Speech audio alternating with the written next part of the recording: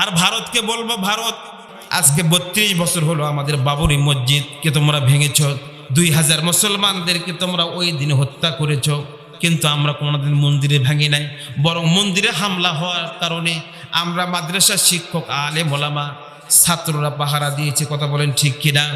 আর বিনিময়ে তোমরা মসজিদের জায়গায় মন্দির নির্মাণ করতেছ, ভারতের অযোধ্যায় বাবরি মসজিদে, আজকে সেখানে রাম মন্দির করেছে মোদী সরকার। অথচ এই ভারতের যা কিছু গৌরবের বিষয়, দিল্লির সিংহাসন, ময়ূর সিংহাসন, দেওয়ানে আম, দেওয়ানে খাস, তাজমহল, কুতুব মিনার, যা কিছু দেখতে আসে বহির্বিশ্ব থেকে মুসলমানেরা, সাধারণ মানুষেরা ভারতবর্ষে আসে দেখার জন্য, এই সবগুলো মুসলমানদের সময়ে তৈরি হয়েছে, এইগুলো মুসলমানেরা তৈরি করেছে, আর তোমরা সেইগুলোকে ভোগ করতেছো। কথা বলেন ঠিক কিনা? খলিফাতুল মুসলিমিন হযরত ওমর ফারুক রাদিয়াল্লাহু আনহুর সময়ে একজন ইহুদি ব্যক্তি একজন মুসলমানদের বিপক্ষে অভিযোগ দায়ের করলো। একজন মুসলমান ব্যক্তি একজন ইহুদির বিপক্ষে অভিযোগ দায়ের করল। মুসলমানের আশা ছিল রসুলের কাছে, আমি নালিশ দেব, রসুল আমার পক্ষে রায়টা দিয়ে দিবে, ইহুদির বিপক্ষে রায় চলে যাবে। কিন্তু আল্লাহ রসুল যখন সাক্ষ্য প্রমাণ সহকারে যখন সিদ্ধান্তে উপনীত হলেন, রায়টা চলে গেল ইহুদির পক্ষে, মুসলমানের বিপক্ষে। মুসলমানটা নাখোশ হয়ে গেল, সে অখুশি হয়ে গেল, সে হতাশা হয়ে গেল। হায়রে, রসুল আমার নেতা, আমার তো আশা ছিল রায়টা আমার পক্ষে আসবে, কিন্তু রসুল আমার বিপক্ষে রায় দিল।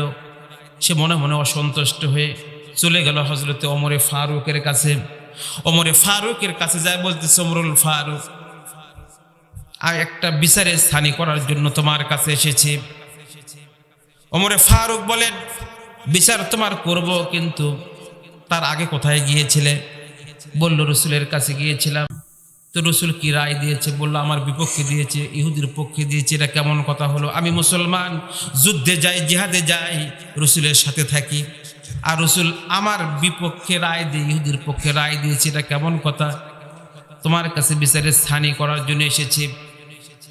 হযরত ওমর ফারুকের রাগ হলো, তার শরীরের রক্তটা টকবক করতে লাগলো। একজন মুসলমান হয়ে রসুলের বিচারের স্থানী করার জন্য এসেছে। সে বলল, একটু দাঁড়াও, তোমার বিচারের স্থানী আমি করতেছি। সে ঘরের মধ্যে চলে গেল, তরবারটা বের করলো, সামনে এসে দাঁড়ালো, তরবারি থেকে কোষ উন্মুক্ত করে বলতেছে যে রসুলের ফয়সালা মানতে পারে না, রসুলের রায় না মেনে আমি ওমরের কাছে আসে বিচারের স্থানী করার জন্য। তার বিচারটা তো এইভাবে করতে হয়। বলার সাথে সাথে তরবারি দিয়ে তার কল্লাটা উড়াইয়ে দিয়েছে। বলুন সুবহানাল্লাহ। এই জন্য ভাইরা আমার, দেশের মধ্যে রায় যদি মানতে হয়, কোরআনের রায় মানতে হবে, রসুলের রায় মানতে হবে। এর বাইরে যা কিছু আছে সবগুলো হচ্ছে তাগুত। এই তাগুদের বিরোধিতা করা হচ্ছে আমাদের জন্য ফরজ। এই জন্য ভাইরা আমার, আজকে দেশ স্বাধীন হয়েছে, আমরা বলতেছি দ্বিতীয় স্বাধীন, কিন্তু প্রকৃত স্বাধীনতা তখনই হবে যখন এই বাংলার জমিনে কোরআন দ্বারা শাসন হবে। কথা বলেন ঠিক কিনা? আর ভারতকে বলবো, ভারত বেশি লাফালাফি করবে না। তোমরা এতদিন এই দেশটাকে বন্ধুর আবরণে এসে এই দেশটাকে শোষণ করেছ। এই দেশে কোনো হিন্দু নির্যাতিত হয় না, কোনো হিন্দুর উপরে হামলা হয়নি, কোনো মন্দিরে হামলা হয়নি। আজকে 32 বছর হলো আমাদের বাবরি মসজিদকে তোমরা ভেঙেছ, 2000 মুসলমানদেরকে তোমরা ওই দিন হত্যা করেছ, কিন্তু আমরা কোনোদিন মন্দিরে ভাঙি নাই, বরং মন্দিরে হামলা হওয়ার কারণে আমরা মাদ্রাসার শিক্ষক, আলেম ওলামা, ছাত্ররা পাহারা দিয়েছে। কথা বলেন ঠিক কিনা? আর বিনিময়ে তোমরা মসজিদের জায়গায় মন্দির নির্মাণ করতেছ, ভারতের অযোধ্যায় বাবরি মসজিদে, আজকে সেখানে রাম মন্দির করেছে মোদী সরকার।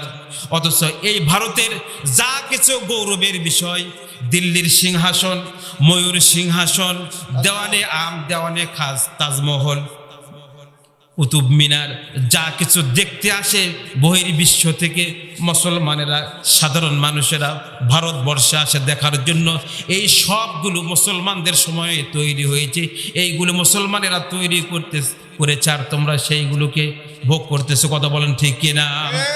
আর তোমাদের ডানে কিন্তু ভয় রয়েছে, পারমাণবিক অস্ত্র পাকিস্তান রয়েছে, আর পাকিস্তান আমাদেরকে প্রয়োজনে পারমাণবিক অস্ত্র দিয়ে সহায়তার আশ্বাস দিয়েছে। বলুন আলহামদুলিল্লাহ।